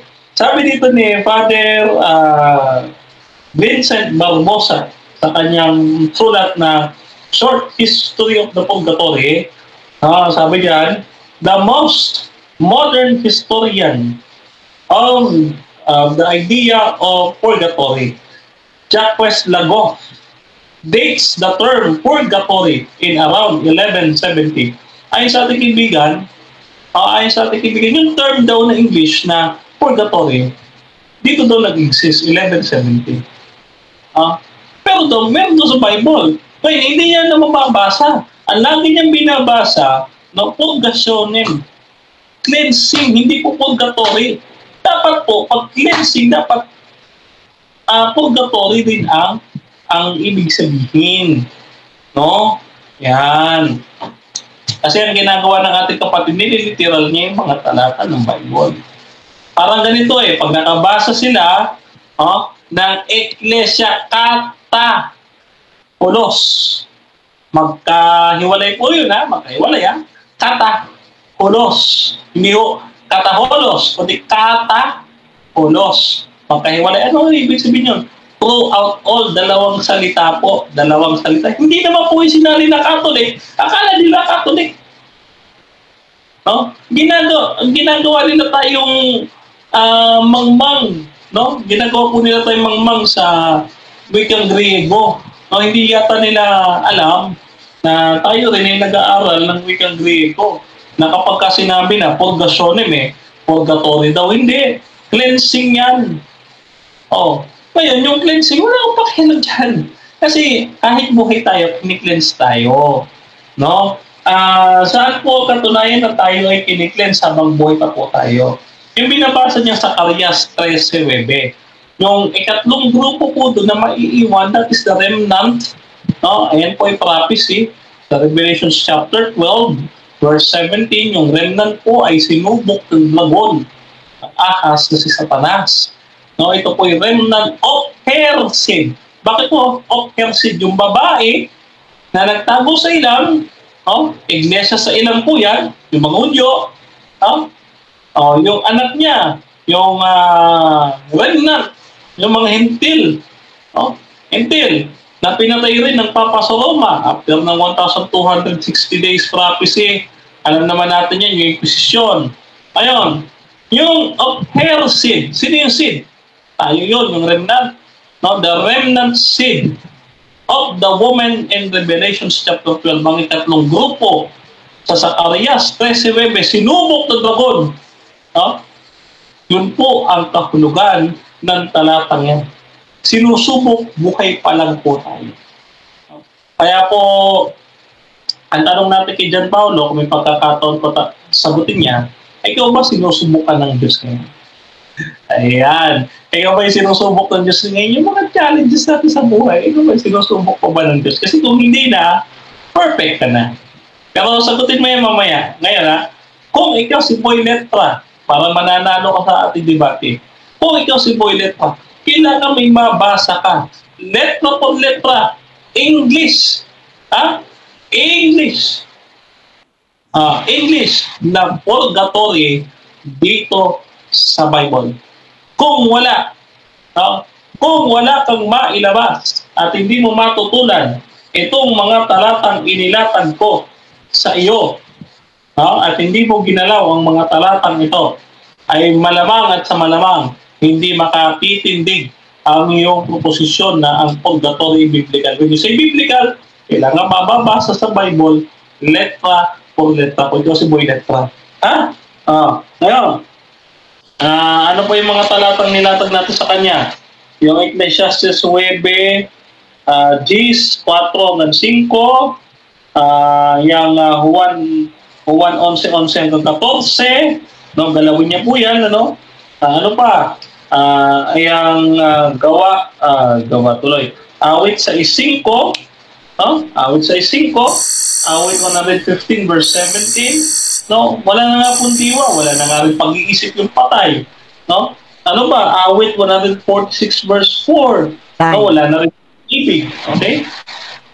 Okay, dyan nagtatapos ang ating kapatid na si Denmar Santiago na negative sa topic na purgatory is biblical, at dadako na tayo sa cross-examination ni kapatid naman na Boy Letra ng Roman Catholic Church o RCC. Set natin ang oras para sa 7 minutes cross-exam. Kapatid na Boy Letra ng RCC, time start now. Unang tanong, sinong apostol nagturo ng salitang English? Okay. Sino ang apostol ang nagturo ng salitang English? Ito po, yung Bible natin, mababasa sa English, ano? Ito po, mababasa naman. Ito po, nasa English translation, itong King James Version natin dito, no? So, ibig sabihin dito sa Bible dito, may sasalita ang mga apostol in English language. Okay, yun po. Dito sa letra por letra, Juan 19:20, may sinabing English dito. Juan 19, o Greek, Hebrew at Latin lang. Letra por letra. Okay. Wala dyan po sa talatang yan. Wala po dyan sa talatang yan, yung English. Pero po sa Acts chapter 2, sila po ay nagsalita ng iba't ibang mga wika. At alam naman po natin, ang English ay kasama po sa iba't ibang mga wika. No? So, kung itatanggin mo, ano po yung English kung hindi wika? Yun po ang ating sagot. Sa gawa 3, may sinabing English dito. Gawa 2. Nagsalita ng iba't ibang wika. Gawa 2, 3, 4, 5 hanggang sa baba. May sinabing English dito, letra por letra, meron wala? Meron. Nasabi dyan sila nagsalita ng ibang wika. Meron. Ayun nga sagot ko eh. Meron. Nagsalita sila ng iba't ibang mga wika. No, kasama po yan. Kung hindi po wika ang English, ano po siya? Sige po. Sabi dito, hindi, yung tanong ko, letra por letra, kasi nandito yung mga bansa nila eh. Meron nga, nagsalita ng iba't ibang wika. Yung English po, yung wika language po. Kailan na develop ang English? Anong taon? Objection, moderator. Objection, moderator. Sige, objection. Okay, wala po kami sa sa English grade 1 na klase. Ang topic po namin, balik po kami doon sa purgatory. Awag po doon sa pagdebatihan namin yung term at saka meaning ng English. Huwag po siya doon. Counter? Objection, Mr. Moderator, sinabi niya, basahin ko doon sa salitang English yung purgatorio sa Bible. Ngayon, ang counter objection ko, Mr. Moderator, siya yung gumamit, gawa 2. Ngayon, pag binasa natin dito, paano naririnig natin ang bawat isa sa atin, ang ating sariling wikang kinagisnan? Ang mga bansa dito, Parto, Medo, Elamita, Mesopotamia, Judea, Cappadocia, Punto. Saan dito yung salitang English na wika? Sino yung gumamit sa mga to ng salitang English? Yun yung gusto kong itanong sa kanya. Meron dito? Meron o dinagdag mo lang, Bro Denmark? Okay, moderator's decision tayo. Meron o dinagdag? Yun yung tanong. Moderator's decision muna tayo mga kapatid. 5 minutes and 4 seconds. Ang moderator ay hatol ayon sa rules. Sabi sa ating rules ay pwede na magtanong, inilatag man o hindi inilatag. Kaya ang decision po ng ating moderator ay rephrase mo yung question mo, bro. Okay. Boy, letra. Dito sa sagot mo, gawa 2, sabi mo meron salitang English. Ulitin ko. Meron ba talagang mabasa letra por letra dito na gumamit ng wikang English na narinig nila yung mga wika sa iba't ibang bansa na binanggit dito? Meron o dinagdag mo? Meron. Meron. Ang sabi dyan, nagsalita sila ng iba't ibang mga wika. No, kasama po sa wika, no, kahit nga po sa Tower of Babylon may English din eh kasi ginulo ng Diyos ang mga wika, no? So kung hindi po ginawa ng Diyos ang English language, sino po ang gumawa? No? So ang Diyos po ang nagbigay ng English language, ng Pilipino, ng Greek, ng Hebrew, ano pa mang salita, kahit Bisaya. No? Sunod na tanong ko, ano bang tanong ko sa'yo, Bro Denmar? Letra por letra ba o diwa? Sagutin mo nga yan. Ano ba yung tanong ko sa'yo? Letra por letra o diwa? Okay, ang tanong mo sa akin, letra por letra. Oh. Sinagot kita. Okay, may sagot ako. Teka, huwag ko ulit. May sagot ako. Ang sabi ko, wika. Okay? So, nagsalita ng iba't ibang wika. So, maliwanag dito, ang English ay language. No? Sabi dyan eh. No? So, gayon din, katulad ng ginagawa mo, no, yung sabi mo, cleansing daw, pero hindi pala isinali sa purgatory, pinipinto sa purgatory. Akin kasi, mas makatwiran kasi ang English ay language. O ngayon, saan nga sa Bible yung salitang purgatory? Basahin mo sa amin sa English para makabalik. Sunod na tanong. No. Ano ang etymology ng salitang purgatorium? Okay, so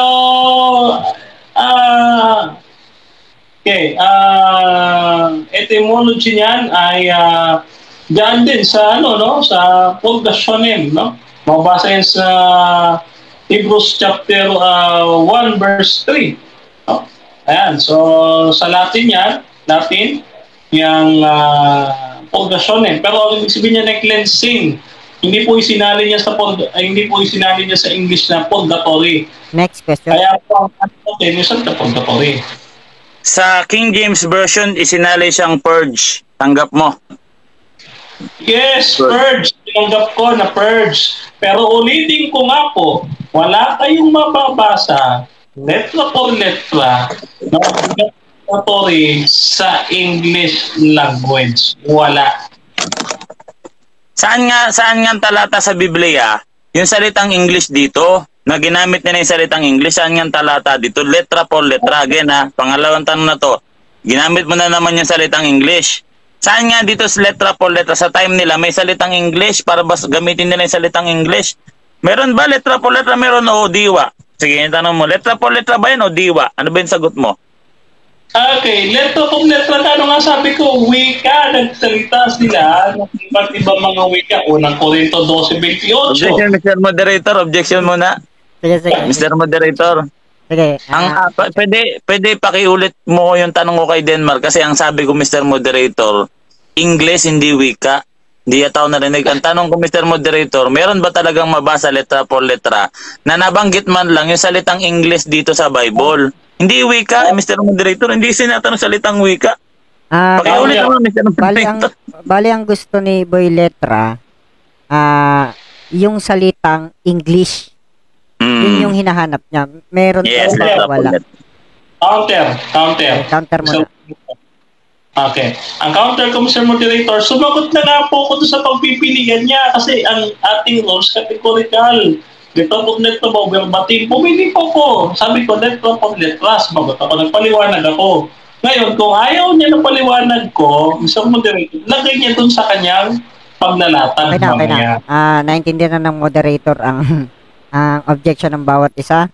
At ang decision ng moderator ay kung ano man ang tanong at kung ano man ang sagot, tanggapin ng bawat isa ang tanong at tanggapin ng bawat isa ang sagot. At next question. Sunod na tanong.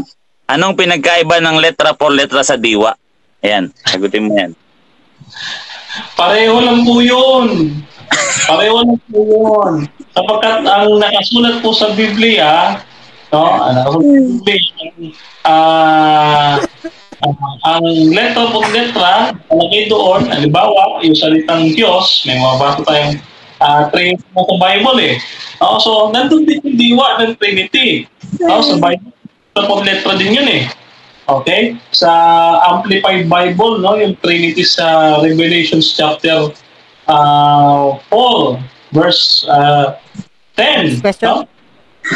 Ito sunod na tanong ko. Saang dictionary mo nabasa sa Bible, chapter and verse o dictionary o kahit sa comics man lang, sabi ni Dritz, na ang ibig sabihin ng letra por letra ay diwa? Sige nga, may referensya ka dyan. Okay. Diwa, letra por letra, diwa Sige. Okay. Mr. Moderator, bibigyan mo ba ako ng pagkakataon kahit 30 seconds itong ating referensya kasi tinatanong niya. Okay, wait lang. Bro Boy Letra, RCC, pinapayagan mo ba na hanapin niya at basahin? Ipopost mo yung time, Mr. Moderator. Nakapost ang time, nakapost. Ang tanong ko, Mr. Moderator, dictionary, talata, na yung sinabing letra por letra, katumbas sa salitang diwa. Okay, basahin niya. Kasi meron akong dictionary dito Mr. Moderator. Brown out na dito. Gamitin ko yung dictionary dito. Babasahin natin Okay. Sabi dito, kailan Mr. Moderator bigyan mo ka lang 1 minuto lang. 1 minuto lang, hanapin ko lang yung referensya ko. Okay, naka-stop ang ano to, Mr. Moderator ambush debate kasi kaya kailangan tawag diyan? Kailangan maghanap ako ng referensya. Okay. Saglit lang Sige. Saglit lang. Mga 2:27 magsasagot na ako, hanapin ko lang. Okay. Referensya. Okay. Referensya. Okay. Okay, ito. Okay, ito referensya ko. Ito referensya. Ito, Bible verse. Ikalawang Korinto. Ikalawang Korinto 13:16, no? Ang lahat ng kasulatan ay kinasihan ng Diyos. Sa pagtuturo. So, ibig sabihin, kung ating kailangan mabasa, no? Kasi, hindi nagkulang ang salita ng ating Panginoon, no? So, kailangan magagamit natin siya sa pagtuturo. Kung wala dyan sa Bible at hindi natin mababasa, bakit natin paniniwalaan, ano? So, kailangan nakasulat siya. Okay, next question. Objection, Mr. Moderator. Ulitin ko yung tanong ko, Ang tanong ko kasi, Mr. Moderator, pinaghintay niya tayo. Meron bang mababasa na pag sinabing letra for letra, equivalent to diwa? Referensya. Yung binasa niya, Mr. Moderator, wala naman dito. Ginamit ko na nga ito. Lagi ko lang ganun dito, Mr. Moderator, Tanong yung mga ulit natin, Mr. Moderator. Meron ba o wala? To be honest, bro. Counter objection, Mr. Moderator. Counter. Ang referensya namin, alam niya naman na kami Bible alone. Sapat na ang Biblia bilang batayan ng aming pananampalataya, no? Ito nga po ang sagot ko. Ikalawang Timoteo 3:16. Babasahin ko lang po, no? Ulitin ko lang yung basa, Mr. Moderator, for reference. Sabi, ang lahat ng kasulatan ay kinasihan ng Diyos at mapapakinabangan sa pagtuturo at pagsasaway, pagtutuwid at pagsasanay sa katwiran upang tayo maging sakdal at nasasakupang lubos sa lahat ng mga gawang mabuti. Ayan. So ito po yung aking referensya, Bible. Referensya po tawag. May nakasulat dyan sa binasa mo na ang katumbas ng salitang letra por letra, diwa. Meron nakasulat dyan o dinagdagan mo na naman? Pangatlo na yata ito May nakasulat dyan o dinagdagan mo? May nabasa ka ba? Meron. Di basahin mo ka. Moderator, hindi niya po responsibilidad na mag-utos, siya ay magtanong lang. Sige, Mr. Moderator, next question na lang. Next question. Teka lang. Meron lang tayong 1 seconds. Kaya 1 seconds na lang. Yari na yan. 1 seconds na lang Okay. Doon na tayo sa sunod natin, mga kapatid. Pinapasaya nyo talaga ako. Naaliw ka naman, katulad nila sa ro. Hindi nga ako inaantok Naaliw ka ba? Gaya nila sa ro? Yes naman. Naaliw tayo. Nasa pahingan. Nasaan na ba tayo, mga kapatid? Conclusion na ba? Conclusion na yata. Conclusion na tayo, mga kapatid. 5 minutes. Mauna dito ang negative. Okay. Negative. Negative. Denmar Santiago ng 7-day Adventist para sa topic na Purgatory is Biblical. Time start now. Okay, isang magandang umaga sa mga nanonood. Madaling araw na dito talaga sa Pilipinas, no? At hindi po naitindig. Hindi po naitindig ni Boy Letra ang kanyang proposisyon. Kapag wala po siyang nabasa, letra po letra na purgatory dito po sa kanyang Biblia, mapatagalog, mapa-English, kahit Bisayain niya, wala siya mababasa purgatory dyan. Bakit? Paglilinis po yun. Kailan po yung paglilinis? Habang buhay pa po tayo, nililinis na tayo. Bakit? Bakit po natin sinasabi na habang buhay pa tayo, nililinis na tayo? Ito po sa Apokalipsis. Apokalipsis 14. Babasahin natin. Apokalipsis 14, 7. Sabi dito, sinabi niya na malakas sa tinig, halik, matakot kayo sa Diyos at magbigay luwalhati sa Kanya sapagkat dumating na ang Kanyang paghuhukom. No? Paghuhukom. Ayan, at sambahin ninyo ang gumawa ng langit at lupa at ang dagat at ang mga bukal ng tubig. Ito po, mga kapatid, no? ay mababasa natin na mayroon pang mga sumasamba sa ating Panginoon. Ano ang sabi niyan? May kakaroon ng paghuhukom. So yung sinasabi ng ating kaibigan na kapag ka namatay ka, diretso ka sa paghuhukom. Final judgment. Ito po, no, habang buhay pa tayo, may paghuhukom. Kasi may sumasamba pa eh. Dito, sambahin ninyo ang Panginoon na gumawa ng langit at ng lupa at ng dagat at ng lahat ng naroon. So maliwanag ho na buhay ang pinag-uusapan dito. No? Ngayon, ito nga po nakakatuwa, no? Talagang gusto niyang maka-score doon sa ating sinasabi na kailangan makabasa siya para sa manalo, no? Sa English translation ng Bible na purgatory.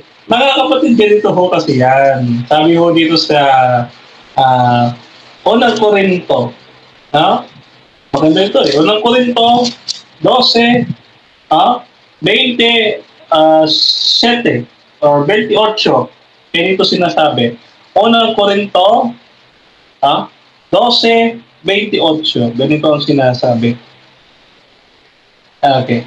At 12, 1 Corinthians chapter 12, verse 27 to 28. Okay. Sabi ho dito ay ganito.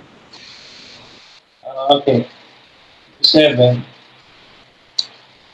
Sabi dito, at ang Diyos ay naglagay sa iglesia. Ang una yung mga apostol, ikalawa yung mga propeta, ikatlo yung mga guro, at mga gumagawa ng himala, no? At nagpapagaling, ayan, mga namamahala, at nagsasalita ng iba't ibang uri ng wika. No? So, maliwanag po dito, ang iglesia, no, ay nagsasalita ho ng iba't ibang mga wika. No, kahit pa po English yan, ang English po ay language. Yung ating kaibigan, no, kung hindi niya nalalaman, no, sa theology, no, dito sa systematic theology na hawak-hawak natin, kapag po nabasa, it is another form of interpretation. No, so kailangan po talaga mababasa biblical, no? Therefore, yung purgatory, no, or else nagbabasa ka, you just interpret what you have said. Ano? Sabi ko, no, reading is another form of interpretation. No, so kapag nabasa mo, yun pala in-interpret mo lang, no? So, eto, mga kapatid, bilang pangwakas natin, ano? So, ngayon, asahan natin, sana may maintindig, no? Ang ating kapatid na John Paulo, lepa, boy, lepa! Kaya may mababasa siya, purgatory, sa kanyang Tagalog, sa kanyang Bisaya, sa kanyang English translation, kahit sa Greek, no? Sa Greek, sa Hebrew, no? Kailangan may mababasa siya. Kasi dyan po isinulat ang Bible sa Greek and Hebrew. No, yung Latin po is panahon lang ni Jeronimo noong ika-4 na siglo, so hindi po yan valid. Ano? At ito ang sulat ng kanilang pari na si Father Vincent Barbosa, no? Sa The Short History of Purgatory, inamin niya at tinatagap niya the most prominent modern historian of the idea of purgatory, Jacques Laveau, takes the term of purgatory in around 1170. So, yung term exists noong 1170. Okay, boy letra, affirmative, conclusion. All right. Ang conclusion ko, ang negative side ay nagpatunay po na ang bangkay ay hindi na po nakakaunawa. Yun po yung pinapatunayan ni Brother Denmar, no? Ang tawag po diyan ay red herring fallacy. Again, hindi po namin doktrina na ang bangkay po ay makakaunawa. Kaya ba't ko babanggain yan? Ang tawag diyan red herring fallacy. So sa makatuwid po, bumabangga ka sa hindi namin doktrina or bumabangga ka sa hindi ko alam, para kang nakikipaglaban sa hindi naman ako. So dapat ang mapatunayan mo wala nang yung final purification.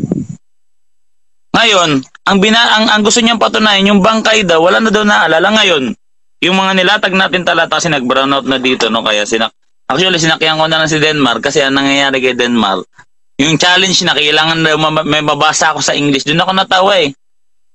Tapos yung Latin daw, 4th century, ay 4th century, ibinasa natin dito, Hebreo 9:27. Kala ko ba ginagamit yung lahat ng kasulatan ay Hebreo 19:20? Oo. Ito sapagkat sa dakong pinagpakuan kay Jesus ay malapit sa lungsod at ito'y isinulat sa Hebreo, Latin at sa Griego. Ako nga si Boy Letra, kaya nga ang letra por letra base sa Greek, Hebrew at Latin, kaya nga ayoko na ng mga paraphrasing eh. Kasi hindi naman kami made from America, bro. At ikaw ang wala sa letra por letra, bro. Ang akala mo pala sa letra por letra, diwa. Pinaghintay mo pa kami ng matagal, bro. 1 minute pa. Tapos wala na ilahatag. Ang nilahatag, 2 Timoteo 3:15, may mabasa ba tayo dito? Tapos yung unang session ng tanungan natin, puro pass. So again, no, nung nagtanong siya sa akin, review natin kasi conclusion natin, hindi na tayo maglatang tanong siya, sinagot natin lahat. Talata, with matching talata. Nakabatay pa sa Hebrew, Greek at Latin. Ngayon, tinanong ko sa kanya, ano yung etymology ng salitang purgatorio? O, nandun daw sa Hebrews 1:3, purgationem. So ano ba yung etymology? Yung etymology, yun yung pinagkuhanan ng adjective, verb, or noun na ginawang proper noun. O yun, Bro Denmar. So, para mong sinow down yung sarili mo. Alam mo pala yung etymology na purgationem or purging sa King James Version, purge. Diyan galing yun yung etymology. Yung etymology from adjective, verb, noun. Pag ginawa niyang proper noun, yun na po yung term na pinagkuhanan po sa mga basic or mga basic meaning. E di nabasa, letra por letra, ay ano pa, ba't ko babasahin yung salitang English? Eh, kailan lang nagsimula yan? From America, sa time nyo kasi, sa time kasi nila, no, itindihin na lang natin, made in America. Greek, Hebrew at Latin. Kaya nga yung Sabat nyo, Saturday, from the word Saturn, hindi mo ba alam, galing yan sa Latin? Saturnos. Hindi naman ginamit ng mga Greek, mga Hudyo yan. Si Saturnos, yung Diyos-Diyosan na kinopya sa planetang Saturn, meron yan hexagon. Yun yung simbolo ni Satanas. So yun yung sinasabi ko sa iyo, bro, yun yung etymology. Kasi hindi nyo alam yung etymology, kaya Saturday kayo ng Saturday eh. Ang etymology ng Saturday sa Wikipedia, galing yan kay Saturnos, Diyos-Diyosan ng mga Roman pagan. So sinabi ko lang sa iyo para alam mo yung mga word for word. Kasi kung gusto mo sabayan ng word for word, yan ang mga word for word ko, bro. From Greek, Hebrew at Latin. Hindi English, bro. Hindi ako mahilig maglatag ng English. English dito kailangan nakabatay sa Greek, Hebrew at Latin. Ayan ang original ngayon. Dinadagdagan mo yung mga talata, bro. Kung wala naman nakasulat doon, dadagdagan mo. Tapos, again, no, Mateo 10:28. Magkaiba po yung katawan at kaluluwa. And explain ko na yan. Ibig sabihin, yung pinapatunayan niya, bangkay yun. Anong talata? Awit 39. O, lahat ng talatang binasa mo about sa bangkay na hindi nakakaano. Sinusugan ko, bangkay talaga, dugo yun at alabok. Hindi makapagsaysay sa Diyos. So ngayon, ang nangyari, hindi mo inatake yung purgatory, ang inatake mo, yung doktrina ng iba na yung bangkay hindi na nakapagsalita. Wala po sa doktrina ng Roman Catholic Church na ang bangkay po kakausapin. Ang kaluluwa po yun. Pinutol niya yung talata. Ecclesiastes 12:7. Hindi niya binasa yung ang espiritu babalik sa Diyos. Ang binasa niya lang yung alabok babalik sa lupa. Pero yung espiritong babalik sa Diyos equal to soul, no? Wisdom 15:11, kahit sa mga dictionary, no? Kasi mahilig sa English, yung term na soul parehas lang sa spirit, yung spirit parehas sa soul. Merriam-Webster Dictionary. So, ayan po ang letra por letra from Greek, Hebrew at Latin. Zacarias 13:9. Letra por letra. Ayan. Sige po mga kapatid. At dyan natatapos ang ating debate sa kanilang topic na purgatory is biblical. Yan po ay ambush debate. At ngayon talaga ay nakadalawang ambush debate tayo. Dalawang sunod na parehong si Bro Denmar Santiago at yung isa naman ay meron pa ba?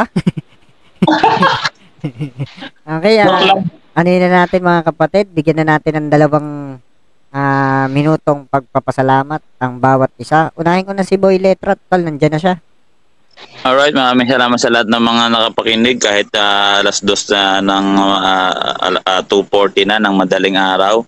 Actually, namatay na nga yung aking solar light dito sa aking kasi wala ko sa bahay, nandito ko sa pinaka-high lang para pag naipagdebate, walang taong makakarinig, wala na magigising na tao.